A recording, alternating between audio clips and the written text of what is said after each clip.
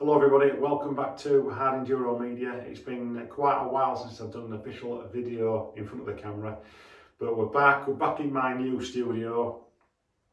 But before we start talking about this project, what's in front of me, I just want to put you in the picture as to what is happening outside. Obviously coronavirus kicked in, the lockdown kicked in on the 24th of March. Up until that point I was working at Media-Eurotek 3 days a week in the workshop. And since then I've been put on the government furlough scheme, as have two other members of staff as well, that is Dave and Monica. At the moment Media-Eurotek's still open, operating to a degree, not like it was, but the shop is there for parts. If you want to order parts you can do that online, email inquiries at info@eurotekktm.com, or you can telephone the shop with any inquiries. There's also facility to have bikes repaired as well. I know some bike repair work is sort of ongoing at the moment by Nick, and bike sales as well. If you're interested in buying a new bike, there are bikes coming through, 300s and some 4-strokes as well. So get in touch with Nick or Mark at Media-Eurotek if you want to inquire about any of those services, parts, sales, etc. It is, like I say, it is operating, but social distancing rules still apply. From a sporting point of view, what's going on? Well, from a hard enduro point of view, we've seen Lagari's cancelled, Erzberg's cancelled. We're not going to be travelling anywhere, I don't think, this year to any of these sort of overseas events. That's not going to be happening from my point of view, from a risk strategy point of view. I think we've all got to do what the government says, and that is be alert, stay safe. And by doing that, by being alert and staying safe, I'm staying at home as much as I can, limiting my social contact with other people until we've got a vaccine or we see a massive reduction in coronavirus in the UK. And then we can start going on some sort of normality, operational normality. But that's where we are at the moment. I don't want to dwell on that too much. My heart goes out to the people that have lost loved ones out there. I know there's a few of you that are in the enduro community that have lost loved ones through COVID-19. So, you know, my heart goes out to you, and I hope everybody else stays safe and we get through it. But what's going on here? This is my 2009 250 EXC 2-stroke. What can I say? I've had this bike 6 years. The bike, when I first bought it, had 5 hours on the clock. That's all from new. The guy who first bought this bike, he bought the bike in 2009 from Edmondson Racing.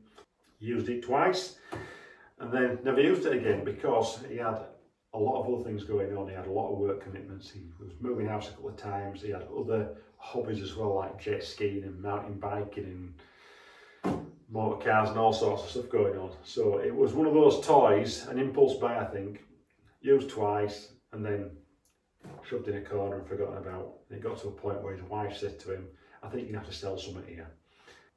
I paid £3,000 for this bike with 5 hours on the clock. An absolute steal in my eyes.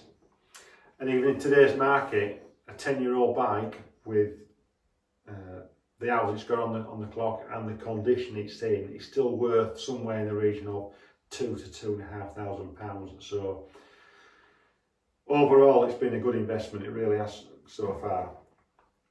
So why have we got this on? Why are we changing it from an enduro bike to something a bit more, let's say, adventure style sort of bike? We've got a rack on. I'll talk about that as well.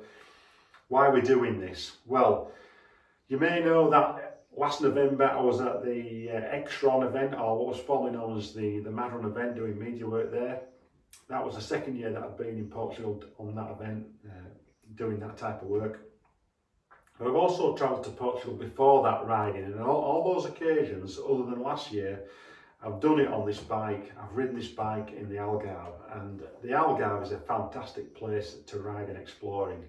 There's hundreds of miles of trails, dirt trails, everywhere. The whole country is littered with dirt trails, which are pretty much free for the exploring. Good weather. What can I say? The sun is always shining in Portugal, especially in the south, and that's where I like to ride. As well as riding the Algarve, this bike has also been to the Iron Giant. I rode this bike at Erzberg on the Iron Road Prologue in 2015. It was a fantastic experience, so I'm quite attached to this bike. I nearly sold this bike. I'm glad I didn't. Having come back from Portugal last November, the plan was, discussing it with my friend Mike, was to look at potentially doing the Trans-European Trail from northern Spain all the way down into the Algarve, which is quite some distance, doing it all off-road. And to do that, we'll probably need something like an EXC 450 or a 500 KTM. Before all the coronavirus kicked in, it was right, let's sell a few things. Let's sell my Triumph Tiger, which I've not used for a year. I'll get some money for that, decent money. And let's sell one of my Enduro bikes and put that into the pot as well towards a 450 or a 500 EXC KTM and build a rally style bike using something like a raid garage, rally tower and fairing. So that was the plan. So the Triumph Tiger went the day before lockdown, which I was quite relieved about.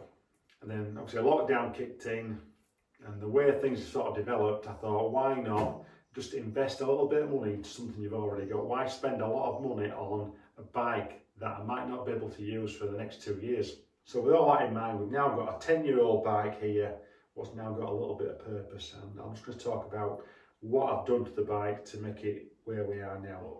The main thing we've done on the front is we've added this navigation tower. Now this is an Adventure Spec universal mini fairing.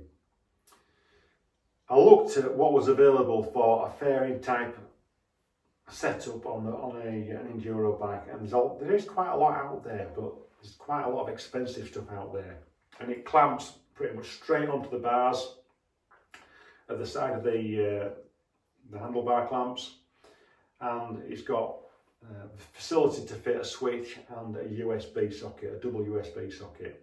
And that's all I really needed so I can power the navigation system what I've got on here. Now the navigation system I've got on is the iPhone 6s Plus in an Ultimate Add-ons case, and I'm using Guru Maps.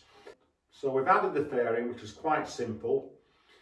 The only modifications that I've had to do to make this system work is, as you can see on the brake line coming up, I've put a P-clip at the top of the headlight mask, which keeps the brake line secure to allow movement of the brake line up.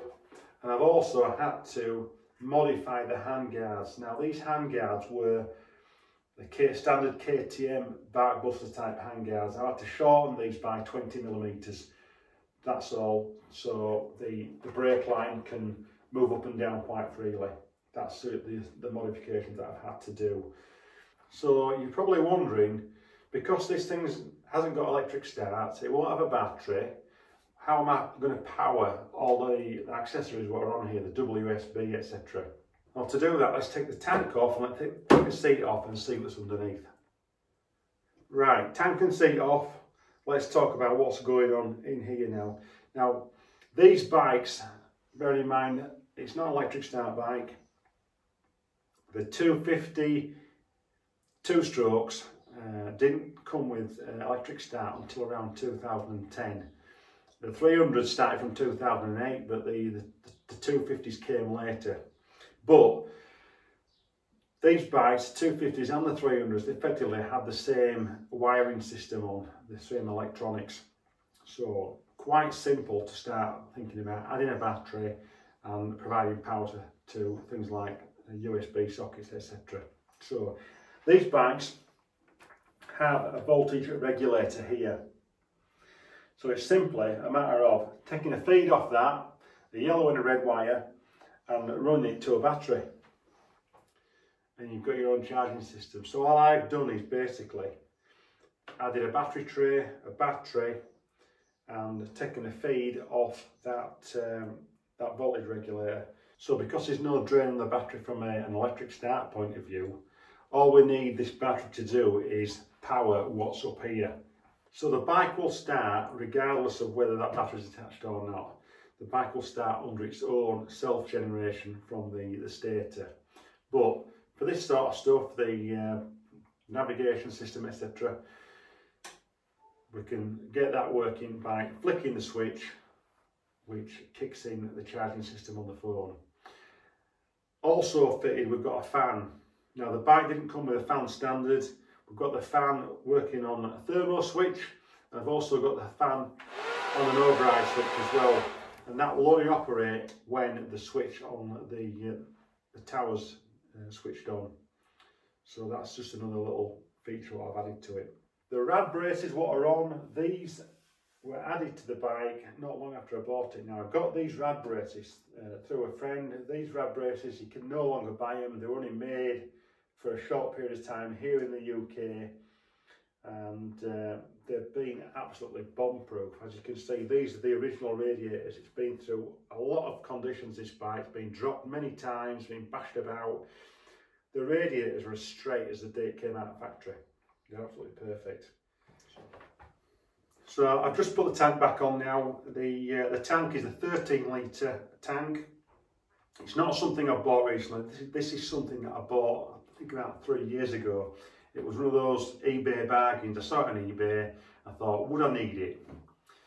Let's make a bid on it. I bid 100 quid in it, and I won it. Now I've used it on at least 6 occasions in the Algarve and also on a 3-hour endurance race, and it proved invaluable. It's been really good, really happy with it. I think it is a genuine KTM part. I could stand corrected on that, but for £100, it's a bargain. And if you're looking at buying a brand new tank like this now, it's sort of into the £250, £300 range, I think, thereabouts. So well worth having. It's something I can sell separately if I need to later on.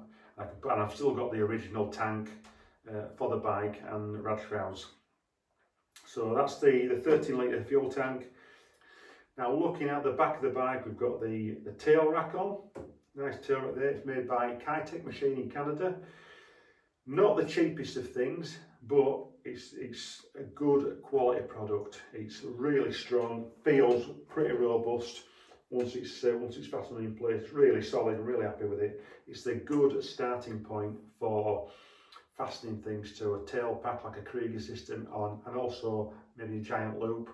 I wasn't keen on the type of fastenings what bolt straight onto the plastics. This fastens onto the mounting where the seat bolt goes through on the subframe, and the other fastenings are underneath where the subframe fasteners are. Quite a strong affair.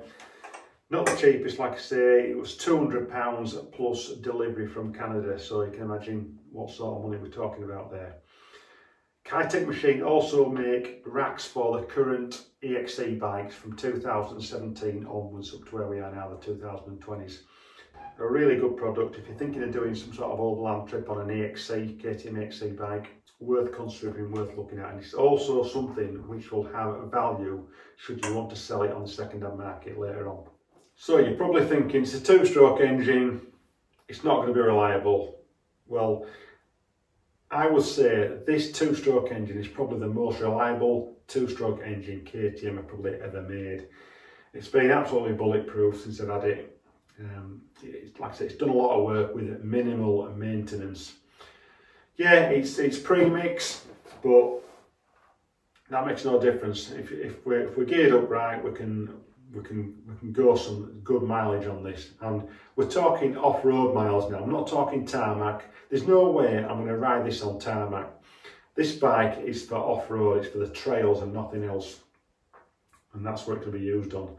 And on the trails, it will do the distance. I'm quite happy about that. Well, that's where we are at the moment with the Lightweight Adventure project. We've still got a few things to do with it. You can see the 2 wheels here in front. The intention is to put these 2 wheels, when they're finished, on the bike. So in the next video, we're going to be looking at basic wheel rebuilding and fitting the tyres and the Luxioli tubes to these wheels. So stay tuned. Hard Enduro Media, Eurotek KTM. See you soon.